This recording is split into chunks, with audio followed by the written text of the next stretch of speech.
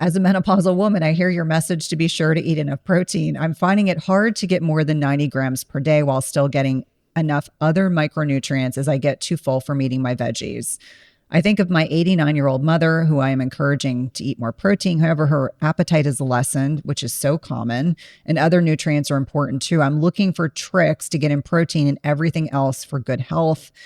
She asked about some other things, incomplete protein like collagen peptides. How do you answer this question, as so many of our listeners are dealing with the same issues? They're watching aging parents. We're in the sandwich generation.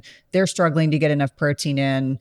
I know that we probably have interviewed guests that have had varying opinions on this as well, like Mark Sisson as one example. He talks about this very openly. Yeah. What are your thoughts? How do you encourage women to get enough protein in? And how do you deal with older men and women who probably don't have as much appetite and aren't as physically active, aren't hydrated? All those things contribute to that appetite regulation too. Yeah, there's a lot of factors here. I would say that I would get in touch with your inner protein shake. I had one this morning. Yeah. So I would say that is basically a food group in our home is, protein shakes. So that is a very easy way, like one scoop of most proteins, whether it's a vegetarian or whey-based. Protein is going to give you somewhere between 20 to 25 grams of protein per scoop, which is really, really easy. And when you are consuming something in liquid form, it's not quite as filling as, let's say, 5 ounces of chicken, plus the vegetables, plus the rice, whatever else is on the plate. So it's a little easier to get in your protein sometimes in liquid form. It's also a little easier on the digestive tract, just sort of looping back to what we were talking about, because the work has sort of already been done for the digestive system, right? You're not like the mastication and the breaking down from a solid into like a bolus into like liquid and extracting. All of that's already kind of been done for you with the Vitamix or whatever whatever mixer you're using. So I would say love shakes as a way to get in more protein.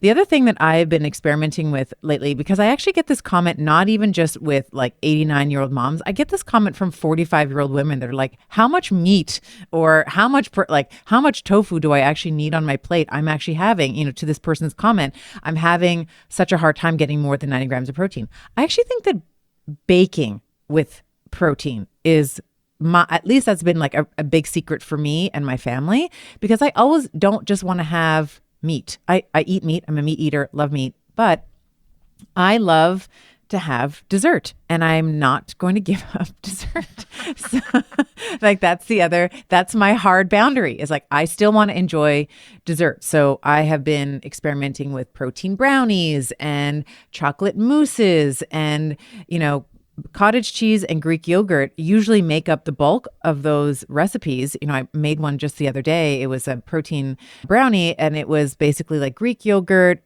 I put some collagen, I put protein powder in there, I put some cocoa, and I think I put some sugar, like mix it all up and threw it in the oven. I'll give you the recipe if your listeners are interested. And it was so delicious. And it felt like I was having a brownie. It tasted like, sometimes you bake something with protein, and you're like, oh, this tastes awful. Like I can taste the chalkiness. It tasted wonderful. So I would say baking with protein, and then liquid forms of like a protein shake are easy ways to help the digestive capacities of someone who doesn't have that, that digestive faculty anymore, that maybe is having trouble breaking things down and absorbing them. The digestive enzymes that we've already talked about. And then I think that for me, she was saying something about like she gets too full to eat her veggies. I would start with, if she's having a solid meal, let's say, I would start with the protein, and then you can move on to like the rice or the veggie, like, whatever the carbs or the fat are. But I would eat the protein first to make sure that you're getting in the protein, because your hunger signals, it takes about 20 minutes or so, depends on the person, but about 20 to 25 minutes between the signal in the stomach that you're full to kind of get up to the brain. So 20 minutes into eating, you've probably consumed the protein, maybe you've gotten into the fat as well.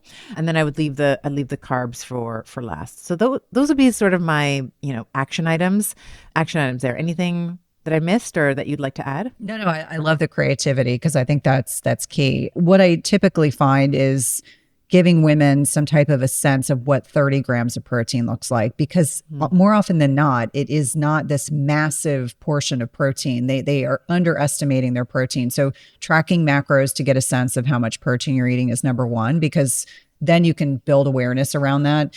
Number two, I 100% agree with you about the protein shakes. And for me, that's really how when I went from having a tight fasting window to 2 meals to 3 meals, I worked it up with 2 meals and then a protein shake. And now probably I'm having a protein shake twice a week. I really can now manage that third meal.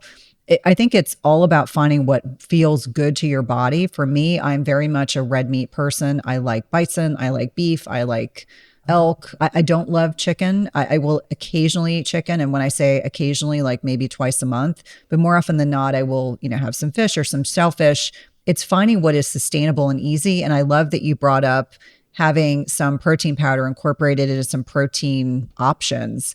And for me, sometimes I'm just, I train on Monday afternoons. And so by the time I get home from the gym, I'm not really interested in having a big meal. Usually lunch on Mondays is my big meal. And then I'll have something smaller. Sometimes it's a protein pancake that's made with, whey protein, a part of a banana mushed up. It usually may incorporate an egg.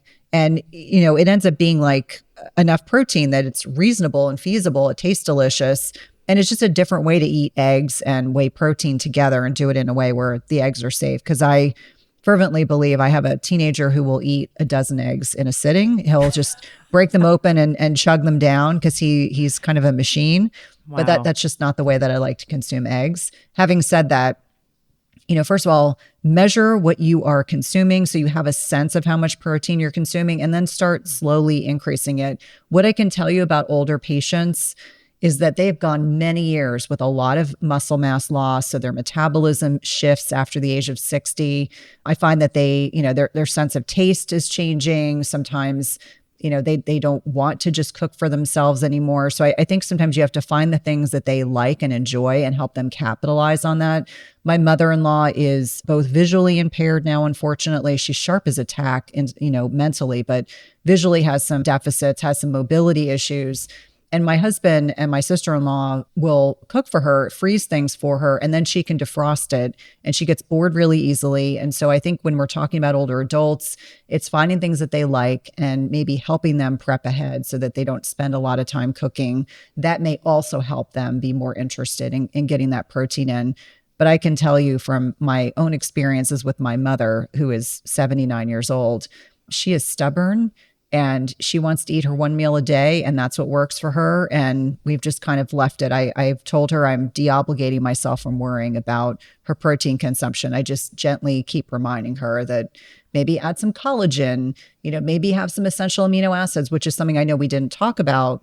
Yeah. For some of us who are trying to buffer that protein intake, when I travel, sometimes I'll take essential aminos, but it's not something I do every day. And I only use it in very rare instances where I'm concerned about buffering that protein intake. But there's lots of different things you can do. It's, what is feasible and reasonable, and then working from there. And if 90 grams is what you can do consistently, please don't beat yourself up about it. That's a lot more than most women are consuming. I think the averages I've looked at have been maybe 45 to 50 grams at best. Yeah.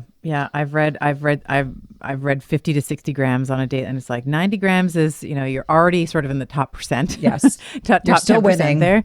Yeah. You're still winning. And maybe it's a little bit of collagen or protein in your blended in your morning coffee. I know that. And your point around the elderly being stubborn is like they are just set in their ways, Yes, right? are. So we also have to understand that, because one day too, we're going to be there, and our children are going to be like, Mom, the latest stuff says this. And you're like, nope, I want my protein brownies. I don't want nothing else. Right? There's going to be some new science in 30 years that I am not going to be willing to listen to. So we also have to love them a little bit for where they are too. Absolutely. Without question.